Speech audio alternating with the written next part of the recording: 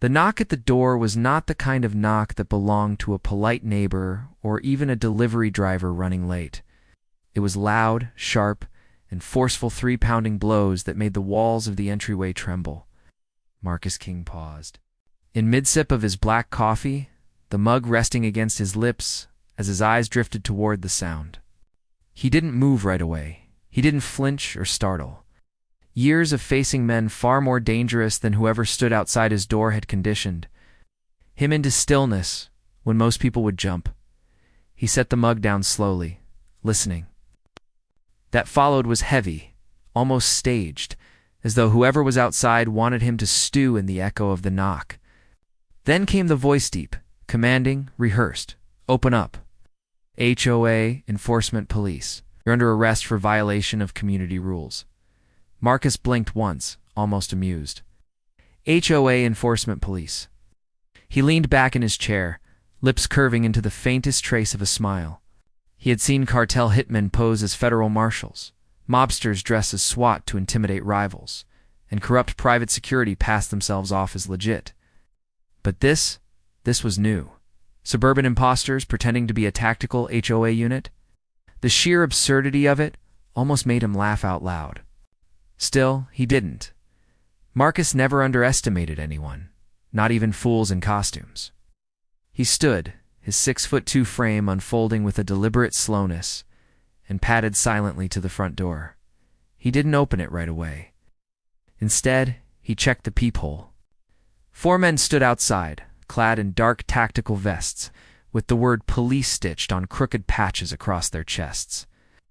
Their black caps were too clean, their boots brand new without a single scuff, and their weapons. Marcus's trained eyes didn't miss the details. Cheap replicas, plastic grips. The kind you bought online when you wanted to look dangerous without the risk of actually carrying. The leader was the tallest. A lanky man with nervous eyes who stood slightly apart from the others, trying too hard to look in charge. He barked again, louder this time. Last warning. Open the door or we'll break it down. Marcus tilted his head, considering.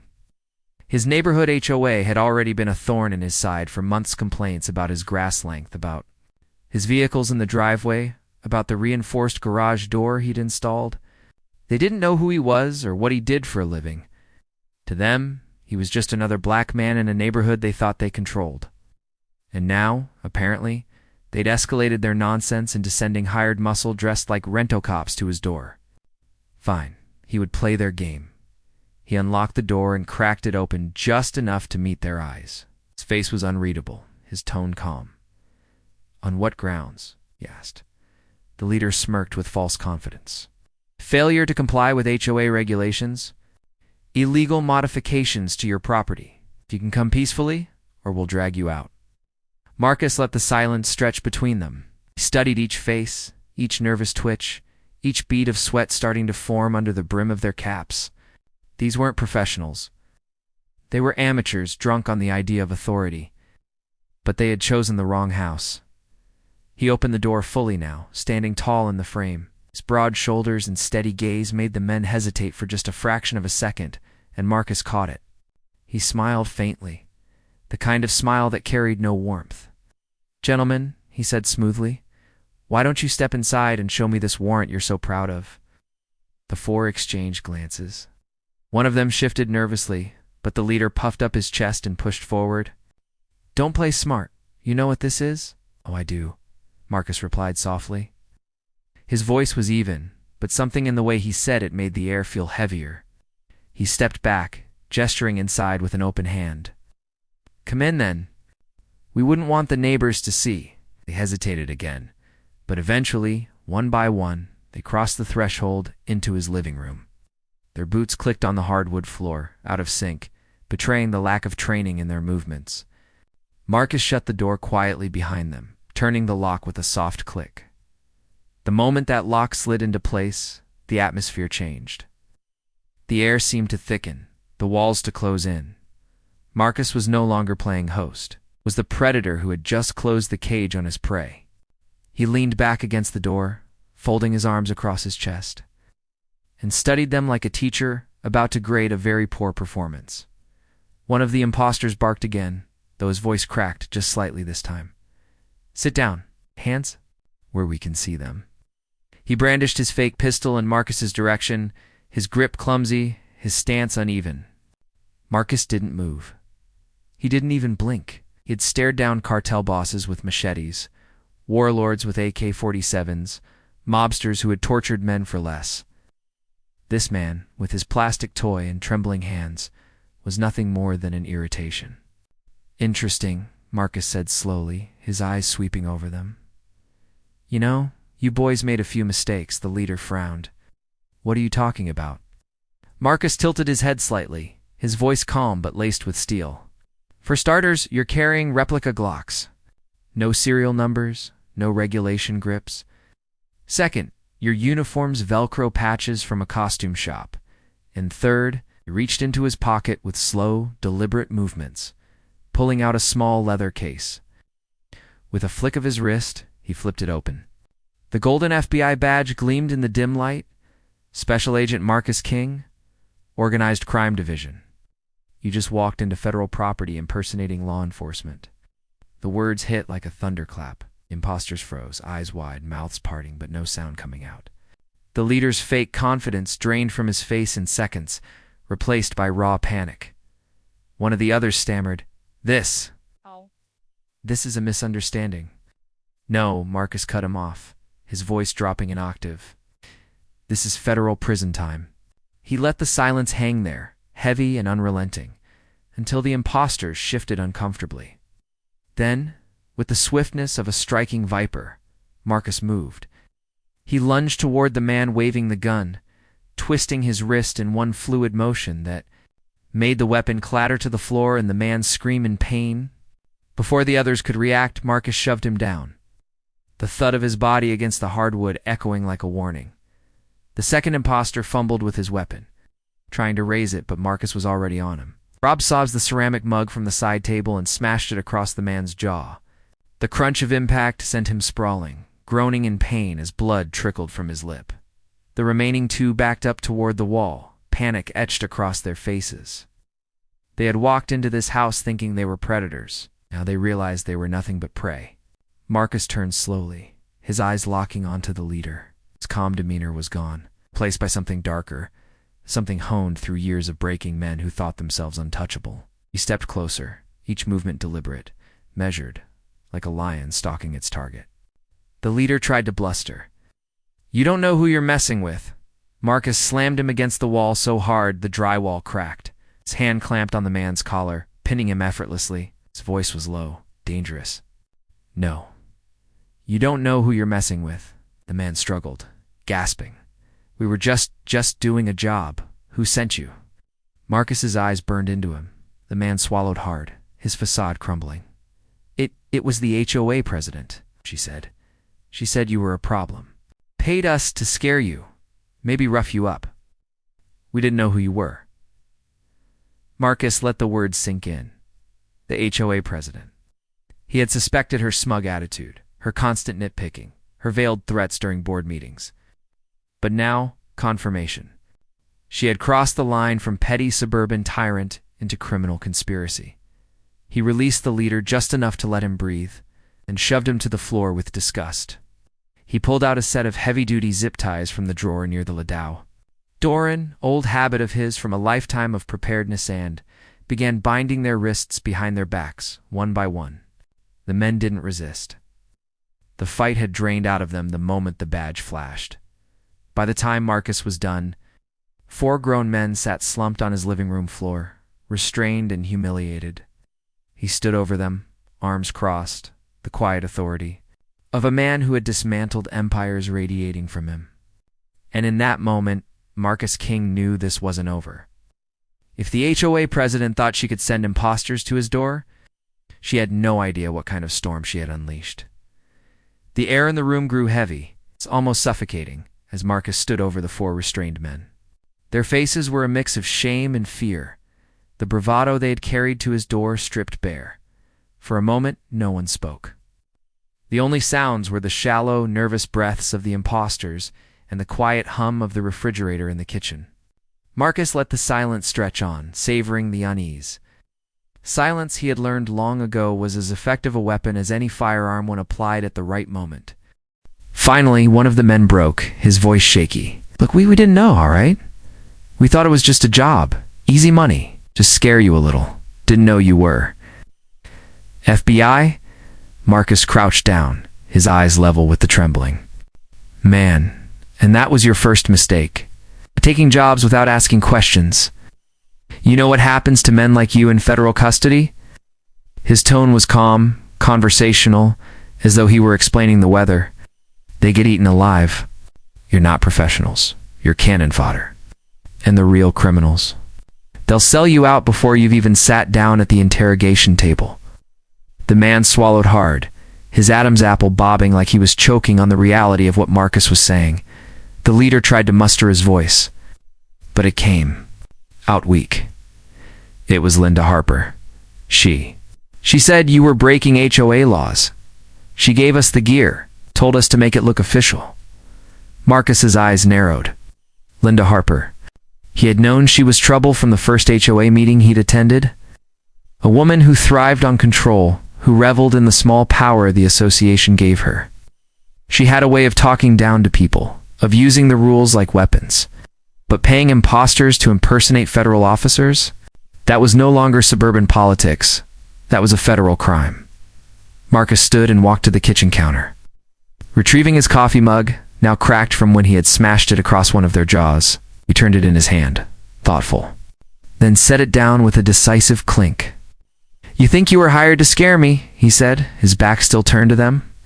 "But what you really did was open the door to something much bigger." When he turned back, his gaze was so sharp, it made all four men flinch. He pulled his phone from his pocket, pressed a sequence only he knew by heart, and spoke into it calmly. "This is Special Agent King, badge number 6742. I need immediate pickup for 4 suspects. Charges include impersonating federal officers, attempted unlawful detention, and conspiracy. Send a transport unit, quiet and clean." He hung up before the voice on the other end could respond. When Marcus called, they didn't ask questions. They sent who he asked for. The imposters looked at each other nervously. One whispered, "Wait, we're going to jail?" Marcus smirked. "Not. You're not going to jail. You're going to federal. Prison. There's a difference. In jail, you might make bail. Federal prison, you'll be lucky if you ever see daylight again." The room went silent again, the weight of his words pressing down like a boulder. Marcus paced slowly, like a teacher lecturing a group of failing students. He stopped in front of the leader, crouched low again, and spoke so softly the others had to strain to hear. "You're going to cooperate. You're going to testify.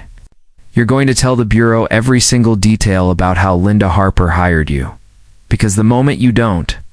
He leaned closer, his eyes burning into the man's.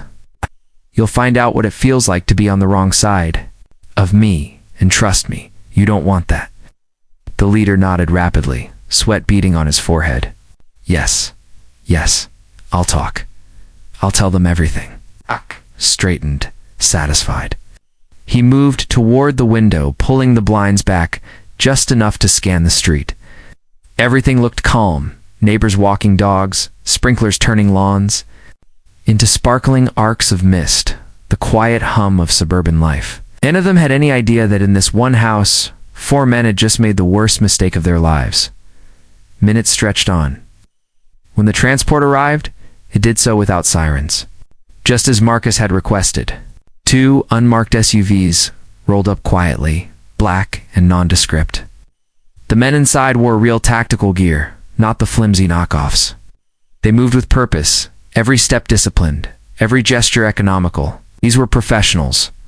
Marcus unlocked. The door motioned for them to come in and handed off the imposters one by one. The fake officers didn't resist. Their fight had drained away completely. Agents moved quickly, efficiently, like clockwork. In moments, the living room was empty again, save for Marcus and the faint dents in the hardwood floor where his uninvited guests had knelt. But Marcus knew this wasn't the end. This was the beginning. He sat back down, leaning forward with his elbows on his knees, mind racing. Linda Harper had made this move because she thought she could intimidate. him into submission. But what she didn't realize was that Marcus had played this game at the highest levels.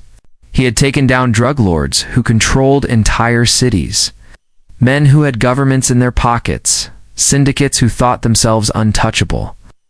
And every single one of them had learned that Marcus King was not a man you intimidated. He was.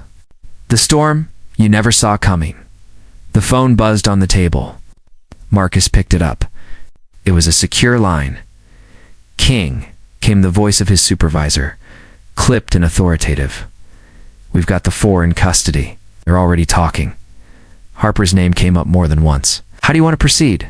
Marcus leaned back, his eyes narrowing. "We build the case. Paper trail, communications, money transfers. I don't want her just embarrassed. I want her buried." "Understood. We'll keep you posted." Marcus hung up and set the phone aside. He poured himself another cup of coffee, calm as if the past hour had been nothing more than an inconvenient interruption. But under that calm was something else resolve. Linda had crossed a line, and he wasn't about to let her walk away. Unscathed, the evening crept in, shadows stretching across the walls of his living room. Marcus sat in silence, sipping his coffee, replaying the confrontation in his head. Every detail, every word, every flicker of fear in the imposter's eyes. It wasn't just about catching for small-time thugs in costumes. It was about exposing the rot festering underneath the shiny veneer of suburban order. Linda Harper had tried to weaponize fear. She had tried to turn Marcus into an example. Instead, she had awakened something she couldn't possibly control. By the time night fell, Marcus had already made his decision. Tomorrow, he wouldn't wait for the Bureau to send word. Tomorrow, he would confront Linda Harper himself. Not with fists, not with threats, but with the one thing she had never expected him to have authority greater than hers. The weight of the law itself, and the kind of reputation that sent shivers down the spines of hardened criminals. And if she thought she had seen him angry before, she was about to learn what it meant to be in the crosshairs of the most feared FBI agent in the country. The night passed quietly, but Marcus never truly slept. He sat in his living room, the lamp casting a soft glow on the walls, listening to the hum of the refrigerator and the occasional bark of a dog outside. Sleep wasn't a luxury he allowed himself on nights like these. He wasn't unsettled. Hadn't been unsettled in years, but his instincts told him this wasn't over. Never was. Not when people like Linda Harper were involved. She was too arrogant, too drunk on power to stop now, when morning light broke through the blinds. Marcus was already up, dressed in a crisp shirt and dark slacks. He strapped his sidearm into its holster, not because he expected to need it, but because it was as much a part of him as the badge that hung at his side. He poured himself another black coffee, savoring the silence before the storm. By mid-morning, the neighborhood began to stir. Cars pulled out of driveways, children's laughter echoed faintly from yards, sprinklers hissed across manicured lawns. To the average eye, it was another perfect suburban day. Marcus knew the truth, that under the surface of this neighborhood's calm exterior was a rot, and its name was Linda Harper. He didn't wait for bureau updates. He didn't need to. He had enough already. And more importantly, he wanted to look her in the eyes. Not as her neighbor, not as the man she thought she could bully into obedience, but as the agent she had unknowingly declared war on. When he stepped outside, the morning air was cool, the sun just beginning to burn off the dew. Neighbors waved. To him, some curious about the black SUVs they'd seen the night before. Marcus gave nothing away, his face calm, his steps purposeful as he walked down the street toward the grand 2-story brick house at the corner. Linda Harper's fortress. Of control, she was outside already, as if waiting for him. Dressed in a neatly pressed blazer, clipboard in hand, her sharp features twisted into a mask of false confidence. She spotted him immediately, and her lips curled into a smile that didn't reach her eyes. "Marcus," she called out, her voice carrying the tone of a woman who believed she was in control. "I was hoping to see you this morning." Marcus said nothing at first. He closed the distance between them with steady strides, his gaze never wavering. When he finally stopped just a few feet from her, his presence alone seemed to make the air heavier. "Funny," he said at last, his voice calm but laced with steel. "I was hoping to see you too," Linda chuckled. though it sounded forced. "I heard there was some commotion at your house last night. Something about intruders." "Shame." "About that. You know, this is exactly why the HOA needs to enforce its rules, to keep people safe." Marcus tilted his head slightly, studying her. "Is that what you call it? Enforcement? Sending 4 hired thugs in fake uniforms to my doorstep?" For a split second, her composure cracked. Her eyes widened, then narrowed, as if calculating how much he knew. "I don't know what you're talking about. That's absurd." Marcus stepped closer, his voice dropping low enough that only she could hear. "They talked, Linda. Every last one of them. They gave me your name. They gave me the details. The payments, the instructions. You thought you were untouchable because this neighborhood worships your clipboard and your petty rules. But you made one mistake." He leaned in, his eyes burning. Into hers, "You came after the wrong man." Her smile faltered. She tried to laugh it off, but the sound was brittle. "This is ridiculous. You can't prove anything." Marcus's lips curled into a cold smirk. "Oh, I can. The Bureau already has your bank records. The messages you sent, the fake gear you bought online. You thought you covered your tracks, but you left a trail so wide a rookie could follow it. And now," he let the pause hang heavy, "now it's over." Before she could respond, 2 black SUVs turned the corner, pulling up to the curb in front of her house. Doors opened, and real federal agents stepped out, their presence commanding immediate attention. Neighbors stopped in their tracks, staring in disbelief as men and women in dark suits and tactical gear approached. Linda's face went pale. "What? Is this what are you doing?" Marcus didn't flinch. He raised his badge, letting it gleam in the sunlight for everyone to see. "Linda Harper, you are under arrest for conspiracy, impersonation of federal officers, and attempted unlawful detention. You have the right to remain silent." Gasps rippled through the crowd of onlookers. Linda stumbled back, her clipboard slipping from her hands and clattering to the pavement. "You can't do this. This is my neighborhood.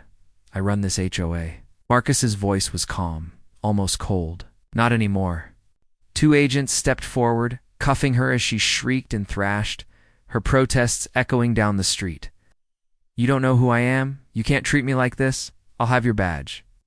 Marcus leaned in just close enough so that only she could hear his words cutting through her screams like a blade. "You'll be lucky if you ever see daylight again." The agents led her to the SUV, her shouts growing weaker as the door slammed shut behind her. The neighborhood remained frozen in stunned silence. Neighbors whispering, trading glances, trying to reconcile the image of their overbearing HOA president with the criminal now hauled away in federal custody. Marcus stood there, silent, letting it all sink in. He didn't need to say anything. His badge, the sight of the SUVs, and the image of Linda in handcuffs said more than words ever could.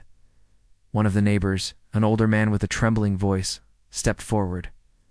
"Marcus, I had no idea. We thought she was just strict. We didn't know she'd go that far."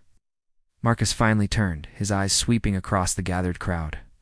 "Power corrupts," he said simply, and she thought her power was absolute. But in this country, no one is above the law. The words hung in the air, heavy and unforgettable. The neighbors nodded slowly, their eyes filled with a new respect and, perhaps, a touch of fear for the man they had once dismissed as just. Another homeowner, as the SUVs pulled away, taking Linda Harper to a future she couldn't bully her way out of, Marcus turned and walked back toward his house. His steps were steady, his face unreadable, but inside there was a quiet satisfaction. Justice had been served. Later that evening, as the sun dipped below the horizon and the neighborhood settled into uneasy quiet, Marcus sat once again in his living room. The same chair, the same coffee mug, the same calm exterior. But this time, the air felt different. There was peace, not just for him, but for everyone on that street who had lived under Linda Harper's petty tyranny. He leaned back, letting the silence wash over him. He knew there would be more battles ahead. There always were. For now, he allowed himself a rare moment of rest. The storm had passed, and the message was clear. Marcus King wasn't just another man in the neighborhood. He wasn't a victim. He wasn't a pawn. He was the most feared FBI agent in the country, the storm that criminals never saw coming.